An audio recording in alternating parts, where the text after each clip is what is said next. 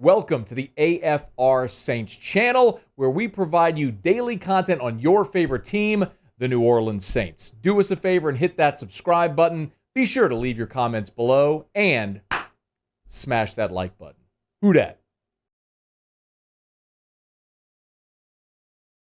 Reaction. Were you expecting the Saints and Marcus Williams to get a deal done?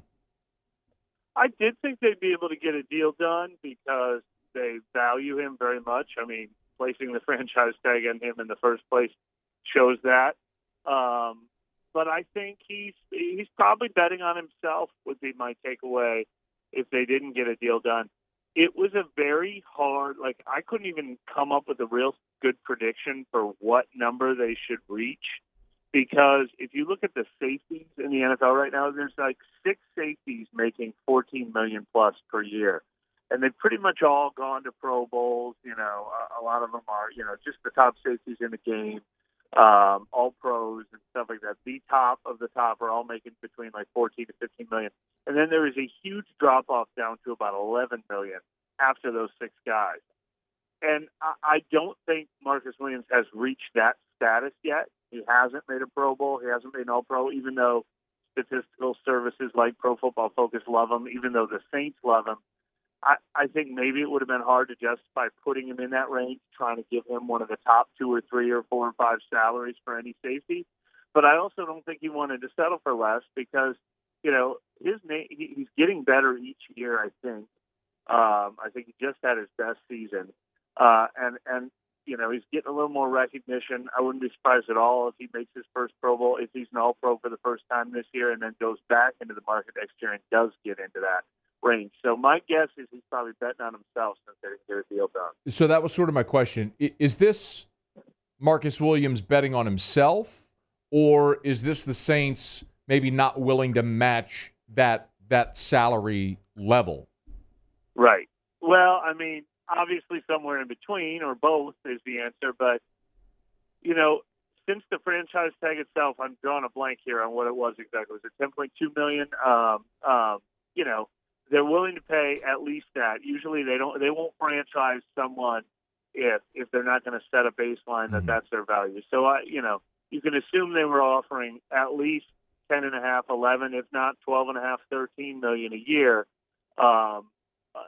In their long-term deal. I mean, if they wanted to save money and don't think he's worth that anywhere near that double-digit threshold, they wouldn't have franchised him in the first place. They lost a lot of salary cap flexibility when they franchised him because you can't mess around with the cap cost of a franchise tag. The whole thing hits your books. So they showed how much he means to them. So I doubt they were lowballing him, but again, I do not know the specific numbers that were on the table. You're right. It's 10.6 is the franchise tender that he signed. Does the potential of an increased salary cap, well, the likelihood of an increased salary cap certainty, and that number going way up with the next TV deal influence this conversation from either side? Sure. I would think it could. I mean, and I'm sure that every free agent that was signing a deal this offseason and signing a long-term deal, they were all saying, hey, we're not going to sign a 2021 value deal because we know how outdated this is going to be in a couple of years.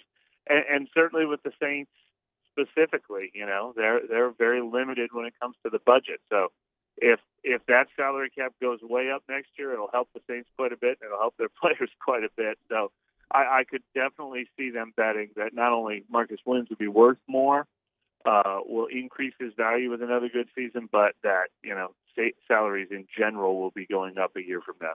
Mike Triplett's on Twitter at MikeTriplett@ESPN.com. So the Marcus Williams question now for this year is answered. He's got to play this season under that franchise tag. Correct. What is next before or during camp? Well, you mean for transactions? I'm sorry, not yet. Not just for Marcus. As far as the roster as a whole, we've talked so much, Mike, about the positions they need to address. In your mind, what is next? What is immediate? Well, there's 2 things. The other guys who are heading into the final year of their deal are Marshawn Lattimore and Teron Armstead. I don't know that they'll get a long-term extension done with either guy. Marshawn Lattimore, I think, is in a very similar boat to what I just said with Marcus Williams, in that I don't think he can maximize his value right now. He thinks, he just said recently, he thinks he's the best cornerback in the NFL, and at times he has played like that. But he hasn't done it consistently enough to probably get paid as a top 1 or 2 or 3 corner just yet. He probably needs one more stellar season to reach that threshold. And then he obviously had the off-the-field incident, too. So it might be a case where he also decides, I think that I can have a really good season and make even more money in the offseason. So I don't know if they get that deal done. And Teron Armstead, I don't know if that deal will ever get done because, they've already invested in Ryan Ramczyk and their funds are so limited, and he's a little older, pushing 30 years old, has the injury history, but is currently playing like one of the very best left tackles in the league. So I wonder if that's a deal that can get extended or if they go into next year with him in a little bit of limbo as well. But you're right. They're not done adding to this roster. They have the cap space now after Ryan Ramczyk's deal and Lattimore, tweaked, sort of just reworked the language in his contract.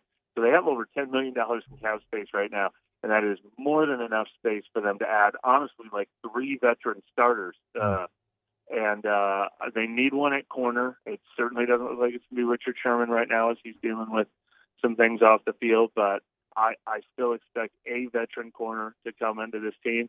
And I wouldn't be surprised if we see a defensive tackle, a receiver, a linebacker maybe. I think they could use a couple veterans at all of those spots. Mike, one story that's starting to get a lot of play is the possibility of Xavien Howard being traded, and there's a lot of talk about the Saints being a potential suitor. Does that make sense?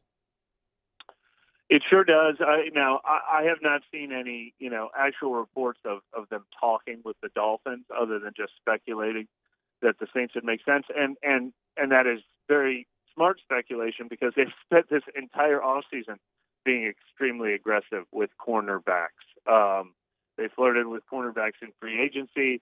They tried very hard to trade up in the draft and get one of the top cornerbacks inside the top 10 picks of the draft. I think the combination of the fact that they need a starting cornerback right now, a number 2, and that it's uncertain if they're going to invest long-term in Marshawn Lattimore, maybe somebody like that would become the number 1 as soon as next year. There's no question that position is their number 1 priority. So if a top cornerback comes on the market, they're going to be very interested. The only thing I don't know is, what their individual team grade is on Xavien Howard in particular. I don't have an indication that they particularly covet him, but I know it's a position they covet. From your perspective, would it be worth there was an NFL Network report, I think it was Mike Silver, who said it would be likely a first round, that Miami wants a first and more, maybe a first and a middle round pick. Is that worth it for Xavien Howard if you're New Orleans, from your perspective? That's so tough to say. And a lot plays into it with him. They'd have to be comfortable with everything else, character and intangibles and everything like that too. But if you're getting a top 4 or 5 corner in the NFL, which he has been at a lot of stages in his career, then yeah, I'd say it's worth what presumes to be a later, a pick in the 20s, probably if you're talking with the Saints. That's what they expect their first round pick to be. And the fact that if you do make a move like that for a corner, you're probably not spending the $20 million a year on Marshawn Lattimore. If you let him go in free agency, you probably end up getting a third round compensatory pick. So that would all factor in. But yeah, I doubt they would make a trade like that for Xavien Howard and Lattimore the $20 million. But you'd have 2 pretty good corners. Yeah. Mike, before you go, training camp's right around the corner. The Saints announced those dates, and that'll be open to fans.